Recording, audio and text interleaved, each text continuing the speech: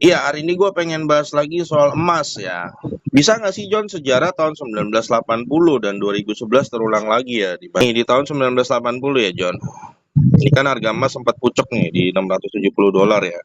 Dan untuk sampai ke titik ini, lu butuh sekitar 26 tahun ya. Jadi kalau lu beli di pucuk tahun 1980 baru balik tuh di tahun 2006 gitu ya. Sama kejadian di 2011 ya, harga emas jatuh di 1600 dan lu butuh balik ke sana tuh butuh waktu 9 tahunan gitu ya. Gimana nih John kalau nanti harga emas sekarang kan lagi tuh demun-demunnya nih. Kemarin sempat roboh, bisa nggak terjadi terulang ya? Nah, di sini kita coba analisa data ya, dan coba mendeduksi, cari kesimpulan apa penyebabnya di masing-masing tahun itu ya. Oke, kita ke 1980 dulu ya. Jadi kita dapat data nih, di 1980 terjadi lonjakan The Fed ya. The Fed naikin suku bunga sampai 12%. Maka bunga obligasi negara SBN-nya Amerika perlu tembus 16%. Otomatis John, ketika bunga SBN-nya begitu tinggi, maka orang-orang akan shifting John, shifting dari emas ke SBN. Ya, sehingga emas dianggap jadi investasi yang tidak menarik. Tahun 1980 kasusnya, kenapa emas bisa roboh, bisa sideways, bear market lah istilahnya kalau di kripto, selama 26 tahun gitu ya. Itu terjadi karena The Fed suku bunganya terlalu tinggi ya, bahkan bisa sampai berapa nih? Oh, pernah sampai 19% John ya. Jadi kita bisa dapat diduga kuat. Kalau suku bunga The Fed ngarah ke sini, maka otomatis SBN kan naik gede ya bunganya, maka emas akan jadi sesuatu yang tidak menarik. Lalu gimana kejadian kedua? Kejadian kedua justru terjadi di 2011. Di 2011 itu terjadi justru saat suku bunga The Fed itu sangat rendah, John. 0,1%. Nah, 0,1 ini berlangsung, suku bunga rendah ini berlangsung sampai Oktober 2015. Ketika suku bunga sangat terlalu rendah seperti ini, John, maka yang terjadi adalah easy money, John. Duit gampang keluar. Dalam hal ini, instrumen saham jauh lebih menarik ketimbang emas. Jadi itu yang gue dapat. Jadi ketika orang merasa saham lebih termenarik daripada emas di suku bunga terlalu rendah, ya maka harga emas menjadi sideways. Ya, Mas, istilah kata biar market lah sampai di tahun segini 2016. Jadi artinya Don, kita bisa dapat sebuah semacam hipotesa lah, hipotesis ya, dugaan awal gitu ya. Berarti ada dua situasi yang membuat harga emas itu bakal buruk. Yang pertama adalah saat suku bunga terlalu tinggi ya, seperti di tahun 1980 ya, ketika suku bunga sampai tembus 16 atau 19% gitu kan, maka di dalam posisi ini masyarakat di seluruh dunia cenderung akan pegang ke SBN. Kedua, hal yang nggak bagus buat emas adalah ketika suku bunga terlalu rendah, dalam kasus ini 0,1%.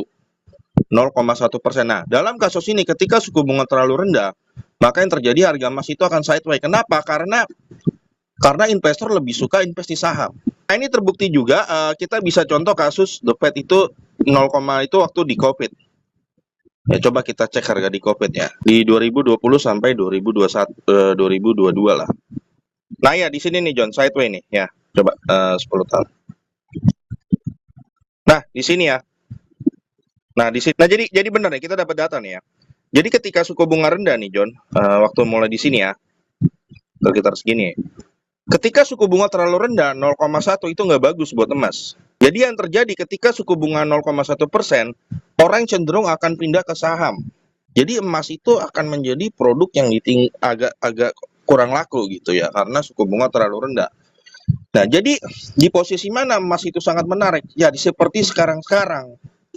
Saat suku bunga The Fed berapa nih sekarang? 4%. Nah, jadi suku bunga yang sedang. Ini hipotesis awal gue yang lihat data sih. Jadi di saat suku bunga ya seperti sekarang ini nih 5,3 atau 4,4 ya. Jadi tidak terlalu rendah dan juga tidak terlalu tinggi segini ya. Jadi menurut gue ini suku bunga yang oke buat emas atau perak untuk berkembang.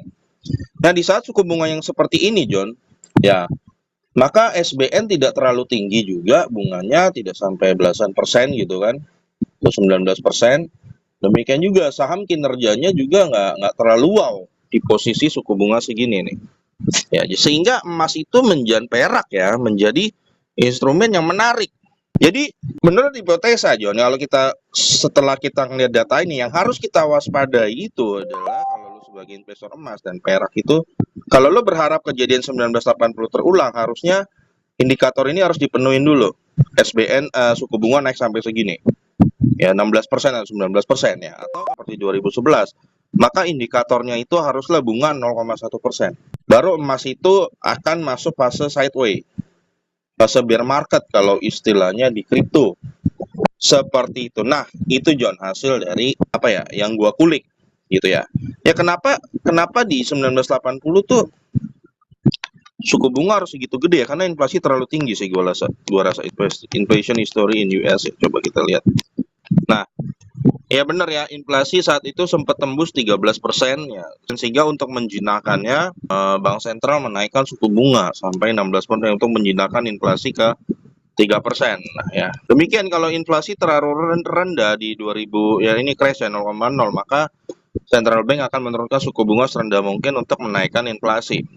Nah, itu John tanda-tandanya kalau lo berharap 1980 dan 2011 terulang. Nah, kemarin kan kita emas dan perak baru crash keras ya. Jadi gimana ke depannya nih John ya? Gue tetap bilang bahwa bangun kapal yang kuat, seperti itu aja ya. Bangun kapal yang kuat, investasi harus siap terima resiko. Kalau lu percaya, yakin bahwa 1980 dan 2011 itu nggak bakal terjadi untuk saat-saat ini ya, dan lu udah siap resikonya, lu udah siapkan gitu ya, maksudnya udah siap terima resiko ya maju gitu ya. Tapi kalau lu nggak yakin ya better lu cari yang lain kan, seperti itu kan, investasi sesimpel itu ya.